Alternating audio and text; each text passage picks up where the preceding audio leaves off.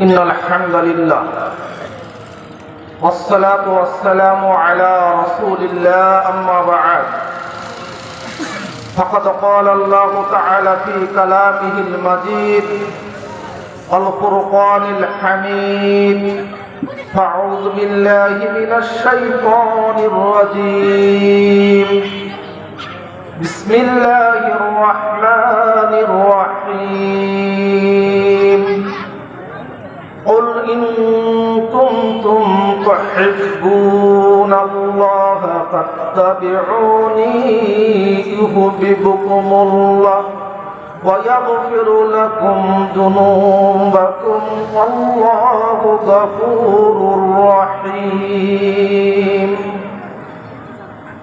وعن عمر بن الخطاب رضي الله تعالى عنه قال سمعت النبي صلى الله عليه وسلم يقول على المنبر إنما الأعمال بالنية وإنما لكل امرئ ما نوى فمن كانت هجرته إلى الله ورسوله فهجرته إلى الله ورسوله ومن كانت هجرته إلى الدنيا يصيبها أو إلى امرأة ينكحها فهجرته إلى ما هاجر إليه.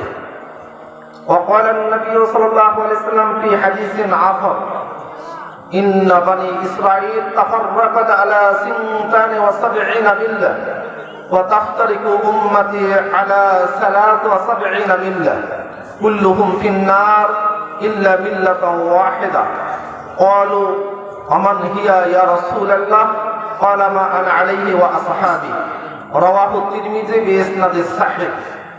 আলহামদুলিল্লাহ, সমস্ত প্রশংসা, সমস্ত তারিফ, সমস্ত আরাধনা, সমস্ত স্তোত্র আসানা সেই মহিয়ান বরিয়ান মহান আল্লাহ রাব্বুল আলামিনের জন্য, যে মহান আল্লাহ রাব্বুল আলামিনের শেষ মেহেরবানিতে আজকে আমরা সেগুয়া 7 গম্বুজ জামে মসজিদের উন্নতি কল্পে আয়োজিত 2 দিন ব্যাপী জালিসুর রহমানের প্রথম রজনীতে আমরা লেপকাথার আরামকে হারাম করে এই জালিসুর রহমানের সামিনার নিচে বসার জন্য তৌফিক পেয়েছি। যে মহান আল্লাহ রাব্বুল আলামিন আমাদেরকে তৌফিক দান করেছেন, সেই দরবারে ইলাহিতে জানাই লাখ কোটি শুকরিয়া। সকলে বলি আলহামদুলিল্লাহ। অতঃপর দরুদ ও সালাম প্রিয় নবী মুহাম্মদুর রাসূলুল্লাহ সাল্লাল্লাহু আলাইহি ওয়াসাল্লামের প্রতি। মুআজ্জাজ মুহতারাম, আজকে এই জালিসুর রহমানের সভাপতি, সম্মানিত প্রধান অতিথি বড় ভাই কৃষিবিদ ডাক্তার মোহাম্মদ এনামুল হক আজাদ, অন্যান্য অতিথিবৃন্দ, মুআজ্জাজ উলামায়ে কেরাম, ফুজালায়ে ইজম, আমার সম্মুখে উপবিষ্ট তাওহীদ প্রিয় মুসলিম প্রিয় ভাতৃবৃন্দ, পর্দার অন্তরালে মা ও ভগ্নীগণ, আজকের সংক্ষিপ্ত সময়ের সংক্ষিপ্ত আলোচনার বিষয় ইবাদত কবুলের আবশ্যক পূর্ব শর্তাবলী। মহান আল্লাহ রাব্বুল আলামিন মানব জাতিকে এবং জিন জাতিকে শুধুমাত্র তার ইবাদত বন্দেগী করার জন্য সৃষ্টি করেছেন। মহান আল্লাহ রাব্বুল আলামিন বলেছেন ওমা খালাকতুল জিন্না ওয়াল ইনসা ইল্লা লিয়াবুদুন, আমি জিন এবং মানুষ এই দুইটি শ্রেণীকে আমি সৃষ্টি করেছি শুধুমাত্র আমার ইবাদত বন্দেগী করার জন্য, অন্য কোনো কারণে নয়। তাহলে কি সারাদিন কাজকর্ম বাদ দিয়ে শুধু কি মসজিদে আল্লাহ আল্লাহ করতে হবে, সালাত আদায় করতে হবে, সিয়াম পালন করতে হবে, এমন কি না? এর মানে হলো আপনার জীবনের প্রত্যেকটা কাজ, প্রত্যেকটা কর্ম সেটা ইবাদত হিসাবে গণ্য হবে যদি সেটা আপনি 4টি শর্ত পালন করে সে কাজগুলো করতে পারেন। কয়টা শর্ত? 4টি। এই 4টি শর্ত আমাদের জানা নেই অনেকে, তার জন্য আমরা ইবাদত করি, ইবাদত করার পরও ইবাদতের মজা পাই না, ইবাদত করার পরও তার ফলাফল শূন্য হয়ে যায়। সেই শর্তগুলো কি না জানার কারণে ইবাদত করার শর্ত আল্লাহ রাব্বুল আলামিন সর্বপ্রথম জাহান্নামে নিক্ষেপ করবেন এই ইবাদতকারীদেরকে দিয়ে, কোন কাফের মুশরিকদেরকে দিয়ে নয়। ইবাদত কবুলের আবশ্যক 1 নম্বর শর্ত হলো আল ঈমানু বিল্লাহি ওয়া রাসূলিহি, আল্লাহ এবং তার রাসূলের প্রতি ঈমান আনয়ন করা। কারণ মুসলিম ছাড়া, ঈমানদার ছাড়া লা ইলাহা ইল্লাল্লাহ এই কালেমা যে ব্যক্তি পাঠ করেনি সারা হলো বিনা হিসাবে জাহান্নামী। তাদের কোনো আমলনামা নেই, তাদের কোনো হিসাব নিকাশ নেই, তারা সরাসরি জাহান্নামী হবে। কারণ তারা যত ভালো কাজ করুক না কেন সেই ভালো কাজে পরকালীন কোনো কি নাই, কোনো উপকার নেই। তবে ইহকালে কিছু উপকার আছে। সেটা কি? রাসূল সাল্লাল্লাহু আলাইহি ওয়াসাল্লাম বলেছেন, আদ-দুনিয়া সিজনুল লিল মুমিন ওয়া জান্নাতুল কাফির। দুনিয়ার জীবনটা মুমিন বান্দাদের জন্য জেলখানার মতো। কিসের মতো? জেলখানার মতো। জেলখানা কি আরামের জায়গা? কঠিন জায়গা না? ঠিক মুমিনের জীবনটা হবে, দুনিয়াবে জীবনটা হবে জেলখানার মতো, আরামের না। একের পর এক বিপদ আপদ বালা মুসিবত, বিভিন্ন অভাব অনটন, বিভিন্ন রকমের সমস্যা সৃষ্টি হবে মুমিনের জীবনে। ওয়া জান্নাতুল কাফির, আর কাফের যারা ঈমানদার নয় যারা, তাদের জন্য এই দুনিয়াবী জীবনটা হলো জান্নাতের মতো। কেন জান্নাতের মতো? ওই সমস্ত মানুষ যারা ঈমানদার নয়, যারা কাফের মুশরিক, তারাও কিছু ভালো ভালো কাজ করে কি করে না? ছোট সময় যখন স্টুডেন্ট লাইফে মাহফিলের কালেকশনে যাইতাম, যদি কোনো মুসলমান দোকানদার 5 টাকা দিত, তাহলে হিন্দু দোকানদার দিত 10 টাকা।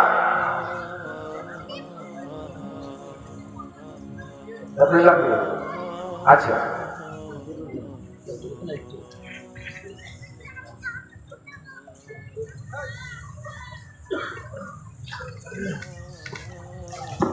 বলেছিলাম যে দুনিয়ার জীবনটা হলো মুমিনের জন্য জেলখানার মতো। রাসূল সাল্লাল্লাহু আলাইহি ওয়াসাল্লাম বলেছে, ওয়া জান্নাতুল কাফির, আর কাফেরদের জন্য হলো জান্নাতের মতো। কেন?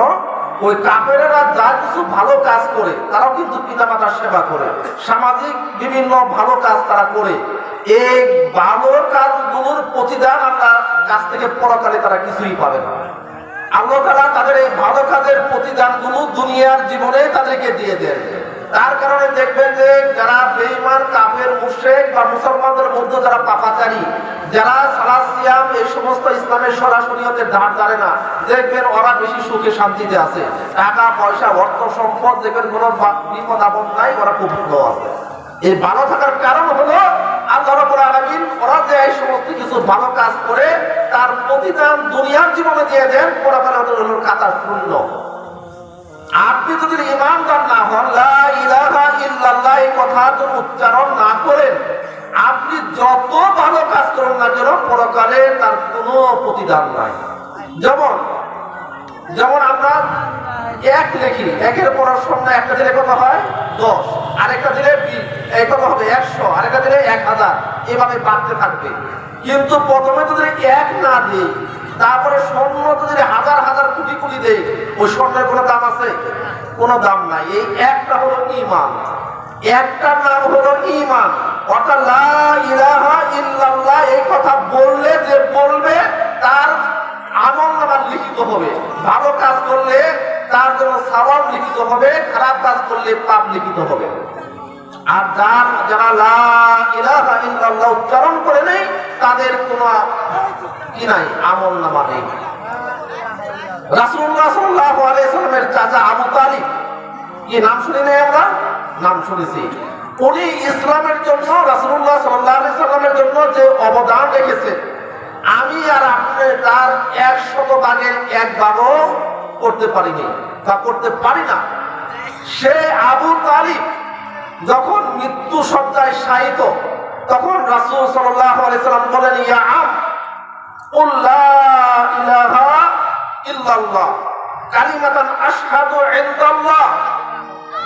হে চাচা, আপনি শুধু একবার বলুন লা ইলাহা ইল্লাল্লাহ। এই কথা আপনি যদি একবার মুখ দিয়ে উচ্চারণ করেন, তাহলে আশহাদু বিকা ইনদাল্লাহ ইয়াউমাল কিয়ামা, কিয়ামতের মাঠে আমি আল্লাহর সামনে দাঁড়াবো আপনার মুক্তির জন্য, আপনার নাজাতের জন্য। আপনাকে জান্নাতে না নিয়ে আমি জান্নাতে যাব না।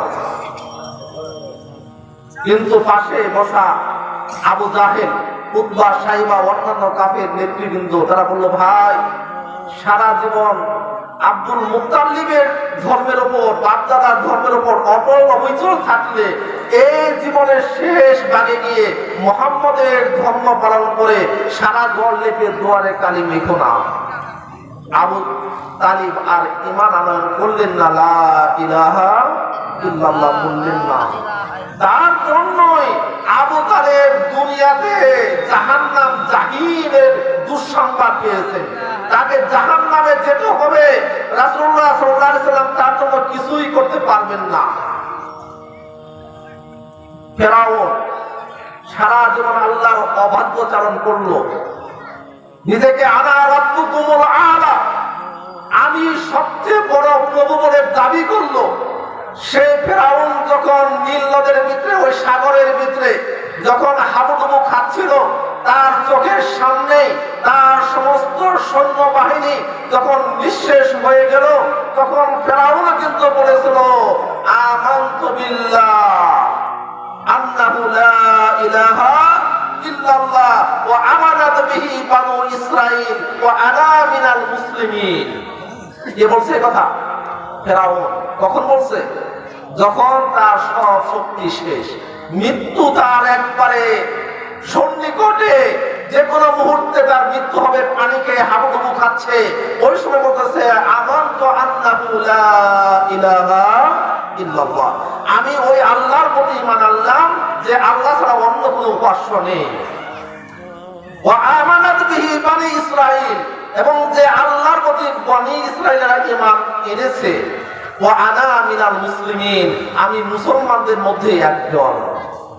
আল্লাহ বলেন, আল-আন, এতক্ষণে, আল-আন, এতক্ষণে, ওয়াকাদ আসাইতা মিন ক্বাবল, সারা জীবন তুমি আমার অবাধ্যচরণ করলা, আর আজকে জীবনের শেষ মুহূর্তে দেখছো যে তোমার সমস্ত শক্তি শেষ, তখন বলতেছে আমানতু বিল্লাহ।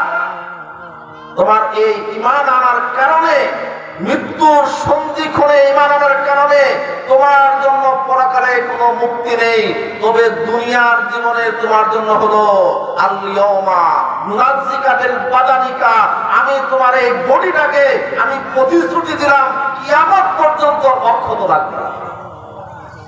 কেন রাখবো? খালফাকা আয়াত, তোমার পরবর্তী প্রজন্ম, জেনারেশন যেন তোমাকে দেখে শিক্ষা গ্রহণ করতে পারে। দেখেন, কোন নবী রাসূলের লাশ এখন কি নাই, অক্ষত অবস্থা পৃথিবীর উপরে নাই। আছে? কত বড় বড় রাজা বাদশা চলে গেছে, কারো লাশ নেই, কিন্তু ফেরাউনের লাশ এখনো আছে, কিয়ামত পর্যন্ত থাকবে। কারণ আল্লাহ তাকে ওয়াদা দিয়েছেন যে তার জীবনের শেষ অবস্থা ঈমান আনার কারণে আল্লাহ তাকে পরকালে কোনো মুক্তি দিবেন না, ইহকালে তার বডিটাকে অক্ষত রাখবেন কিয়ামত পর্যন্ত। সুতরাং ইবাদত করতে হলে, কবুল হতে হলে, 1 নাম্বার আপনাকে ঈমানদার হতে হবে। 2 নাম্বার শর্ত, আকীদাতান সাহিহা, আপনার আকীদা বিশুদ্ধ হতে হবে। আপনার আকীদা যদি বিশুদ্ধ না হয়, আপনি একবারে ইবাদত বندگی করতে করতে করতে করতে আসমান করতে যদি মনে করে সওয়াব হয়েছে, মনে করেন ওই সওয়াবের কোনো লাভ হবে না। রাসূল সাল্লাল্লাহু আলাইহি সাল্লাম বলেছেন, ইন্না বানি ইসরাঈল তাফাররাকাত আলা 72 মিল্লাহ, বনি ইসরাঈলেরা তারা 72 ফিরকায় বিভক্ত ছিল। ওয়া তাফতারিকু উম্মতি আলা 73 মিল্লাহ, আর আমার উম্মত বিভক্ত হবে 73 ফিরকায়। কুল্লুহুম ফিন্নার, তাদের প্রত্যেকেই হলো জাহান্নামী, ইল্লা মিল্লাতান ওয়াহিদা, একটা মাত্র দল ছাড়া, একটা মাত্র জাতি ছাড়া। ক্বালু ওয়া মান হিয়া ইয়া রাসূলুল্লাহ, তখন সাহাবায়ে কেরাম বললেন, হে আল্লাহর রাসূল, আপনি আমাদেরকে জানিয়ে দেন, আপনি আমাদেরকে পরিচয় করিয়ে দেন ওই ফিরকাতুন নাজিয়া তথা মুক্তিপ্রাপ্ত দলটি কারা। রাসূল সাল্লাল্লাহু আলাইহি ওয়াসাল্লাম সুন্দর একটি মূলনীতি বলে দিলেন, মা আনা আলাইহি ওয়া আসহাবি, যে পথে আছি আমি এবং আমার সাহাবায়ে কেরাম।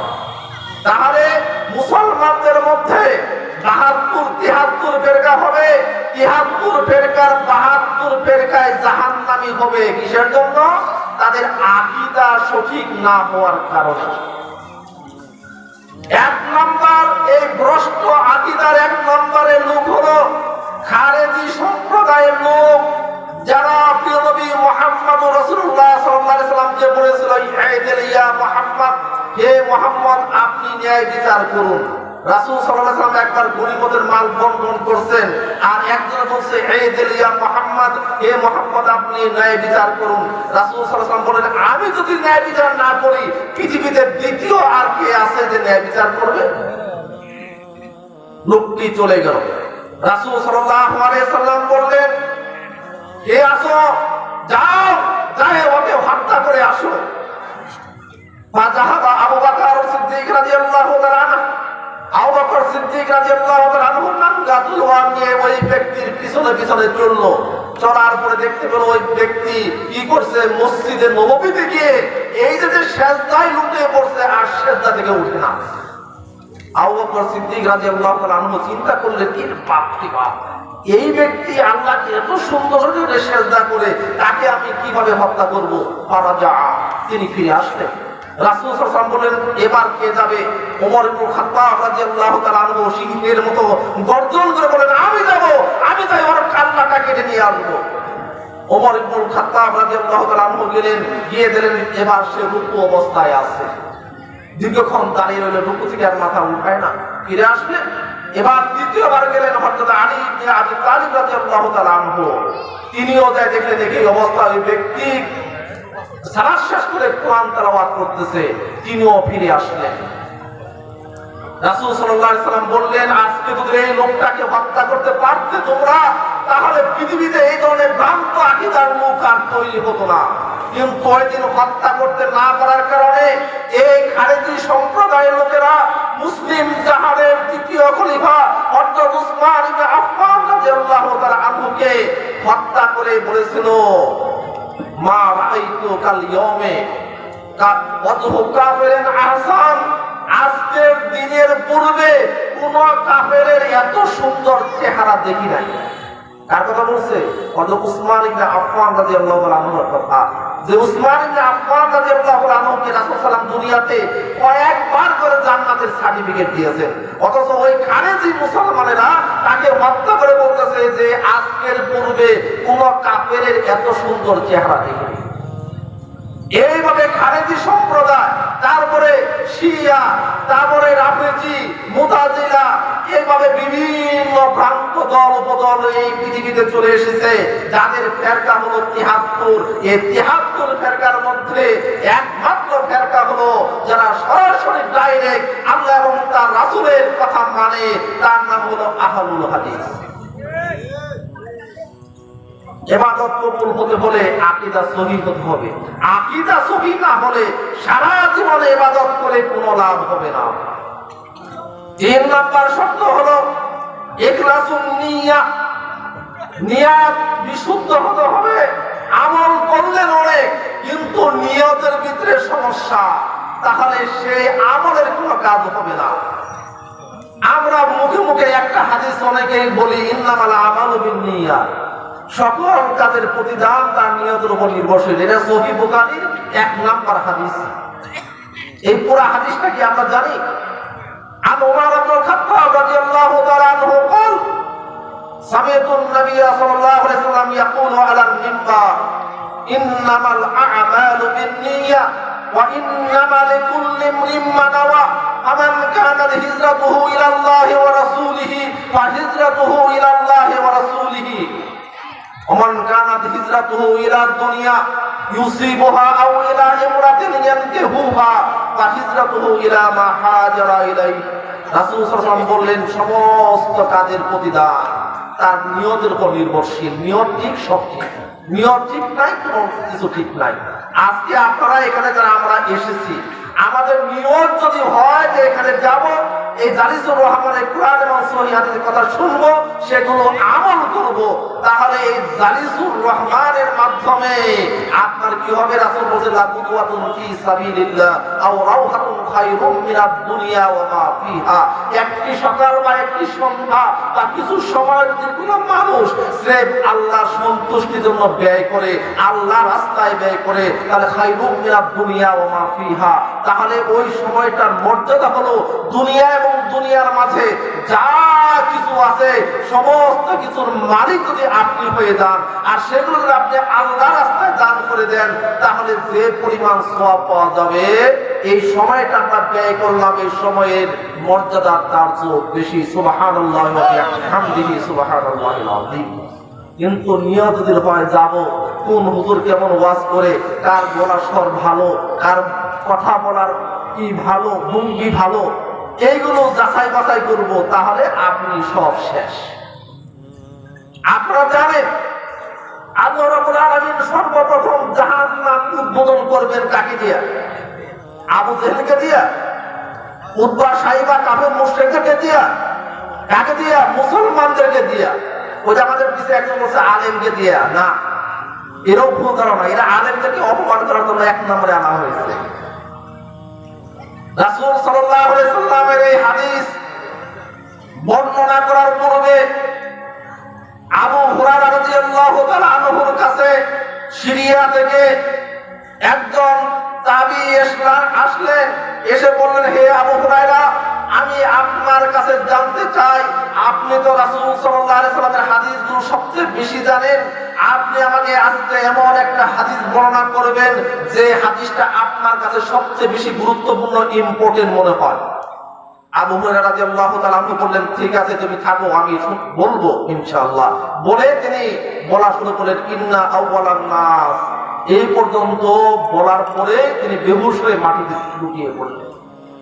তাকে পানি ছিটিয়ে দেওয়া হলো, তিনি আবার হুঁশ ফিরে গেলেন, আবার হাদিস বর্ণনা শুরু করলেন। এইভাবে একবার, দুইবার, তিনবার এই হাদিস বর্ণনা করতে গিয়ে আবু হুরায়রা রাদিয়াল্লাহু তাআলা আনহু তিনি মাটিতে লুটিয়ে পড়লেন। শেষ পর্যন্ত চতুর্থবার তিনি উঠে বসলেন, বসে তিনি হাদিস বলা শুরু করলেন, ইন্না আউওয়ালান নাস ইকুযা আলাইহি ইয়াওমাল কিয়ামা রাজুলুন উস্তুশহিদা ফি সাবিলিল্লাহ ফাআররাফাহু নি'মাহু ফাআরাফাহা। আবু হুরায়রা রাদিয়াল্লাহু তাআলা আনহু বললেন যে আল্লাহ রাব্বুল আলামিন হাসরের মাঠে সর্বপ্রথম জাহান্নাম উদ্বোধন করবেন, সর্বপ্রথম হিসাব নিকাশ নেবেন রাজুলুন উস্তুশহিদা ফি সাবিলিল্লাহ, এমন মানুষ যারা আল্লাহর রাস্তায় জিহাদ করতে করতে, যুদ্ধ করতে করতে নিজের জীবনটা দিয়ে শাহাদত বরণ করেছে। এই একজন মুজাহিদ সবচেয়ে বড় নিয়ামত নয়? রাসূল বলেছেন আইবুল ঈমানে আফজাল বা আইবুল আমালে আফজাল। রাসূল বলেছেন আল জিহাদু ফি সাবিলিল্লাহ, সর্বোত্তম আমল হলো আল্লাহর রাস্তায় জিহাদ করা। আর সেই জিহাদ করে কেউ যদি শাহাদাত বরণ করে, তাহলে তার অনেকগুলো মর্যাদা আছে, তার মধ্যে একটা মর্যাদা হলো বিনা হিসাবে জান্নাত। অথচ ওই ব্যক্তিকে রাসূল আল্লাহ রাব্বুল আলামিন বলবেন যে আমি তোমাকে অনেক শক্তি দিয়েছিলাম, সাহস দিয়েছিলাম, তুমি সেই শক্তি সাহস কোথায় ব্যয় করেছো? তখন সে বলবে, ইয়া রাব্বুল আলামিন, আমি তো তোমার রাস্তায় যুদ্ধ করতে করতে নিজের জীবনটাই দিয়ে ফেলেছি। রাসূল বলবেন, আল্লাহ বলবেন, কাযাবতা, তুমি মিথ্যে বলছো, তুমি মিথ্যে বলছো, তুমি যুদ্ধ আমার সন্তুষ্টির জন্য করো নাই, তুমি যুদ্ধ করছো, লোকে তোমাকে বীর বাহাদুর বলবে, বিভিন্ন রকমের উপাধি দিবে, সম্মানজনক উপাধি দিবে, বীর শ্রেষ্ঠ, বীর উত্তম, বীর প্রতীক, এইভাবে বিভিন্ন রকমের খেতাব পাবে, বিভিন্ন ভাতা পাবে, সম্মান পাবে। এইগুলো তুমি দুনিয়াতে পেয়েছো, তুমি আমার সন্তুষ্টির জন্য জিহাদ করো নাই, আমার সন্তুষ্টির জন্য তুমি জীবন দান করো নাই। সুতরাং ফেরেশতাদেরকে আহ্বান করবেন আল্লাহ যে তোমরা কি করো, ওর পাও ধরে ওর নাকটাকে নিচে রাইখা ওকে হেসরাই হেসরাই জাহান্নামে নিক্ষেপ করো। সর্বপ্রথম জাহান্নাম উদ্বোধন করা হবে। সবচেয়ে ভালো মানুষ, সবচেয়ে আল্লাহর কাছে মর্যাদা পাওয়ার মানুষ, আল্লাহ রাস্তায় যুদ্ধ করে শাহাদাত বরণকারী একজন মুজাহিদ। কিসের জন্য যুদ্ধ করছে? সব ঠিক আছে, কিন্তু নিয়ত ছিল তার দুনিয়াবি। 2 নাম্বার জাহান্নামে নিক্ষেপ করা হবে আলেমকে, যে আলেমকে আল্লাহ রাব্বুল আলামিন অনেক জ্ঞান দান করেছেন। আল্লাহ রাব্বুল আলামিন তাকে স্মরণ করে দিবেন, তোমাকে তো আমি এত বড় আলেম বানিয়েছিলাম, তুমি এত এত জানতা, তোমাকে মানুষ এত এত সম্মান করত, তোমাকে একবারে কয়েক লাখ টাকা দিয়ে চুক্তি করে তোমাকে নিয়ে ওয়াজ করাইতো। কি আছে না? তুমি কি করেছো? তখন বলবে যে রব্বুল আলামিন, আমি তো ওয়াজ করতে করতে, ইসলামের খেদমত করতে করতে সারাটা জীবন তোমার জন্য দিয়ে দিয়েছি। আল্লাহ বলবেন, কাযাবতা, তুমি মিথ্যে বলছো, তুমি আলেম হয়েছিলে, তুমি ইলমটাকে বিক্রি করেছো দুনিয়াবি জিনিস পাওয়ার জন্য, দুনিয়া পাওয়ার জন্য, দুনিয়ার খ্যাতি সম্মান পাওয়ার জন্য। তুমি কি করেছো? এই ওয়াজ করেছো, বই লিখেছো, বিভিন্ন মাদ্রাসা দিয়েছো, মাদ্রাসায় পড়াইছো, কোরআন পড়াইছো, হাদিস পড়াইছো, অনেক ভালো কাজ করছো, কিন্তু তোমার উদ্দেশ্য ছিল দুনিয়াবি পাওয়া। সুতরাং হুঁশিয়ার, সাবধান যারা কন্ট্যাক্ট করে, যারা ওয়াজ করে, কন্ট্যাক্ট করে যারা ওয়াজ করে, হুঁশিয়ার হন, সাবধান হন। আবার কন্ট্যাক্ট না করলেও আবার সমস্যা আছে। কোন দিকে যাবে? এই যে এই সভা, আমি একবার এক বক্তায় দেখে দিয়েছিলাম, সুদূর খুলনা থেকে এসেছে। বক্তা আসার পরে বক্তাকে বলা হলো যে আব্দুল্লাহ ইবনে ফজলের সুরে ওয়াজ করতে হবে। উনি বললেন ইনশাআল্লাহ। ওয়াজ করলেন, কর্তৃপক্ষ একবারে খুব খুশি, আমার দিকে তাকে বলে অ্যাক্সিডেন্ট। কিন্তু বিদায় করার সময় টাকা বের করছে 7,000। কত? 7,000। বলেন তো, ওই খুলনা থেকে একদম বক্তা একটা প্রাইভেট কার একটা ভাড়া করে নিয়ে এখানে আসলে কত টাকা ভাড়া হতে পারে? আমি বললাম যে 7,000 এটা কিভাবে দিলেন? তখন আর 1,000। পরে বাধ্য হয়ে নিজের পকেট থেকে 2,000 টাকা দিয়ে 10,000 টাকা দিয়ে তার কাছে মাপ নিয়েছে, ভাই আপনার গাড়ি ভাড়া 10,000 আমি দিয়েছি, 10,000 আপনাকে অতিরিক্ত আর 1 টাকা দিতে পারলাম। তাহলে এইরকম কি কমিটি আছে না? আছে। এর জন্য কোন কোন হুজুর আগে থেকে কন্ট্যাক্ট করে। দোষ খালি একার না, তবে যারা লাখ লাখ টাকা দিয়ে কন্ট্যাক্ট করে, টাকা না হলে আসবে না, তারা অবশ্যই এই হাদিসের মধ্যে তারা পড়বে। তাদেরকে আল্লাহ রাব্বুল আলামিন এই ইলম বিক্রি করার কারণে, ইলমের মাধ্যমে এইভাবে উপার্জন করার কারণে হাসরের মাঠে তাদেরকে আসামির কাঠ ধরে তাদেরকে দাঁড়াতে হবে ইনশাআল্লাহ। সুতরাং কি হতে হবে? হুঁশিয়ার হতে হবে, সাবধান হতে হবে। হুঁশিয়ার সাবধান না হলে আমাদের যে কোনো সময় বিপর্যয় এসে যেতে পারে। 3 নাম্বার, জাহান্নাম উদ্বোধন করবেন দানশীল। কাদের? দানশীল। যারা দান করে, মসজিদে, মাদ্রাসা, বিভিন্ন জায়গায় দেখবেন একবারে গেলে পরে 50,000 টাকা, অতিথি বললে 50,000 টাকা, 20,000 টাকা, 1 লাখ টাকা দান করে, কিন্তু মসজিদও দান করে, আবার মন্দিরও দান করে। কি আছে কি নাই? আমি একবার এক মাহফিলের সভাপতি, ওই মাদারগঞ্জে, সভাপতি আসতে দেরি, এই প্রধান অতিথিরা আসতে দেরি, যে আসে না কে, বলে তার জন্য আমাদের থাকতেই হবে, টাকা দেবো 1 লাখ। উনি আরেকটা ওদের নাটকের মঞ্চ উদ্বোধন করতে গেছে, ওখান থেকে 50,000। বুঝতে পারছেন? মান আহাব্বা লিল্লাহ ওয়া আবগাদা লিল্লাহ ওয়া আতা লিল্লাহ ওয়া মানাআ লিল্লাহ ফাকাত ইস্তিকমালাল ঈমান। দান করতে হবে আল্লাহর ওয়াস্তে, দান করা থেকে বিরত হতে হবে আল্লাহর ওয়াস্তে। আমাদের কিশোরগঞ্জে পাগলা মসজিদ আছে না, জানেন না? কয়েক মাস পর পর দান বাক্স খুললে কোটি কোটি কোটি কোটি টাকা। ওরে বাপ রে বাপ! কি ওই মসজিদের, কি এই মসজিদের থেকে কি বেশি মর্যাদা? বেশি মর্যাদা আছে? রাসূল বলেছেন, লা তাশাদ্দুর রিহাল ইল্লা মিন সালাসাতিল মাসাজিদিন। সাবধান, 3টি মসজিদ ছাড়া সোয়া 3টার পিছনে তোমরা দৌড়াবে না, নিজের মসজিদ ছাড়া। কোনটা? 1 নম্বর মসজিদুল হারাম, কাবা ঘর, যেখানে গিয়ে 1 রাকাত সালাত আদায় করে আপনি করতে পারেন, এই পৃথিবীর অন্য স্থানে 1 লক্ষ রাকাত, 1 লক্ষ ওয়াক্ত সালাত আদায় করলে যে পরিমাণ সওয়াব, মসজিদুল হারাম কাবা ঘরে গিয়ে 1 ওয়াক্ত সালাত আদায় করতে পারলে 1 লক্ষ ওয়াক্ত সমান সওয়াব। 2 নম্বর মসজিদে হাজা অর্থাৎ মসজিদে নববী, যেখানে সালাত আদায় করলে 1000 ওয়াক্তের সমান। কত? কত পার্থক্য? কত পার্থক্য? 99,000। অথচ আমরা গান করি মনে বড় আশা ছিল যাব মদিনায়। কি গান আছে কি নাই? ইসলামপুরে এক মাহফিলে আমি সভাপতি, বক্তা এই ওয়াজ করতেছেন মনে বড় আশা ছিল যাব মদিনায়। কি গান করেন আপনি? মদিনায় যাবেন কেন? খালি মক্কায় যাবেন না? রাসূলুল্লাহ সাল্লাল্লাহু আলাইহি ওয়াসাল্লাম তার 63 বছর বয়সে কোথায় 50 বছর কাটিয়েছেন? কোথায়? মক্কা। বাকি 13 বছর কাটিয়েছেন মদিনা।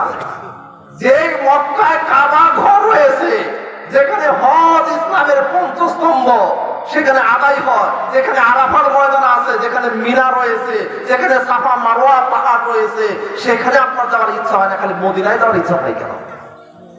যেখানে 1 ওয়াক্ত সালাত আদায় করলে 1 লক্ষ ওয়াক্ত সালাত আদায় করার সমান সওয়াব। হিসাব করতে হবে। মদিনায় যাবেন অবশ্যই, মদিনা যাওয়া হজের কোনো কাজের মধ্যে পড়ে না। তবে রাসূল সাল্লাল্লাহু আলাইহি ওয়াসাল্লামের রওজা, তার কবর জিয়ারত করতে যাবেন, তবে আপনার মূল লক্ষ্য উদ্দেশ্য থাকতে হবে কোথায়? মক্কা, কাবা ঘর। আর যারা মনে মনে করেন কখন মদিনায় নিয়ে যাবো গো, মরলে কখন মদিনায় নিয়ে যাবো, বোঝা গেল আপনি আল্লাহর চেয়ে নবীকে বেশি ভালোবাসেন। 1 নম্বরের ভালোবাসা কার প্রতি? আল্লাহর প্রতি। 2 নম্বরের ভালোবাসা কার প্রতি? নবীর প্রতি। কিন্তু আপনি ভালোবাসতে বাসতে যদি নবীকে 1 নম্বরে দেন, আল্লাহকে 2 নম্বরে নেমে নামাইলে আপনার সমস্ত কিছু শেষ, সেদিকে আকবার হয়ে যাবে। সুতরাং আমাদের হিসাব করে আমাদেরকে কাজ করতে হবে। হিসাব ছাড়া কাজ করলে চলবে না। নবী করিম সাল্লাল্লাহু আলাইহি ওয়াসাল্লাম যেভাবে আমাদেরকে যে আমল করার জন্য আমাদেরকে নির্দেশ দিয়েছেন, আমাদেরকে সে আমল সেইভাবে করতে হবে। আর নিয়ত যদি খারাপ থাকে, আপনি দান করলেন যে মসজিদ কমিটির সভাপতি হব, মসজিদ কমিটি এটা হবো, মাদ্রাসার এটা হবো, সেটা হবো। দেখেছি এমন জনগণকে প্রত্যেক মাহফিলে 50,000 টাকা করে দেয়, কিন্তু যখন নির্বাচনে পার হয়েছে আর 1 টাকাও দেয়। এর মানে কি? এই দেওয়ার মানে কি? সামনে নির্বাচনের জন্য ভোট পায়, এই জন্য 50,000 করে দেয় প্রত্যেক মাহফিলে। ভোট পাইয়া নির্বাচিত হয়ে গেছে আর 1 টাকাও দেয় না। বলেন তো এই দান কি আল্লাহর ওয়াস্তে দিয়েছে নাকি নির্বাচনে পার হওয়ার জন্য দিয়েছে? এইভাবে যে যেভাবে নিয়ত করবে, সমস্ত আমল তার নিয়তের উপর নির্ভরশীল হবে। এবার নিয়ত ভালো হওয়ার সঙ্গে সঙ্গে আপনার যে আমলটা করবেন তারিকাতুস সাহিহা, আপনার পদ্ধতিটাও সহি হতে হবে। শুধু নিয়ত ভালো হলে কি সফল হয়ে যায়? ও যারা ইয়া নবী সালামু আলাইকা বলেতে দাঁড়ায় পড়ে কি বলে, কেউ নবী আসছে, হাজির হয়েছে, তার সম্মান করতেছে, ওরা কি নিয়ত ভালো না খারাপ? নিয়ত ভালো, নিয়ত ভালো। তারা নবীকে বেশি মহব্বত করতে চায়, নিয়ত ভালো, কিন্তু তরিকা খারাপ, পদ্ধতি খারাপ। রাসূল এইভাবে শিক্ষা দেন নাই। রাসূল শিক্ষা দিয়েছেন কি, যে ব্যক্তি আমার নাম শোনার সাথে সাথে সাল্লাল্লাহু আলাইহি ওয়াসাল্লাম বলবে, তার জন্য সুপারিশ করা আমার জন্য ওয়াজিব হয়ে গেল। কেউ যদি আমার প্রতি 1 বার দরুদ পাঠ করে, আল্লাহ তার প্রতি 10টা রহমত বর্ষণ করে। সেটা হলো কি? আল্লাহুম্মা সাল্লি আলা মুহাম্মাদ ওয়া আলা আলি মুহাম্মাদ কামা সাল্লাইতা আলা ইব্রাহিম ওয়া আলা আলি ইব্রাহিম ইন্নাকা হামিদুম মাজিদ। আল্লাহুম্মা বারিক আলা মুহাম্মাদ ওয়া আলা আলি মুহাম্মাদ কামা বারাকতা আলা ইব্রাহিম ওয়া আলা আলি ইব্রাহিম ইন্নাকা হামিদুম মাজিদ। এই দুরূদ পড়লে আপনি কি হবে? 1 বার দুরূদ পড়লে আল্লাহ আপনার প্রতি 10 বার রহমত বর্ষণ করবে। 10 বারের প্রয়োজন আছে? 1 বার যদি আপনার প্রতি আমার প্রতি আল্লাহ রহমত বর্ষণ করেন, 1 বারই যথেষ্ট।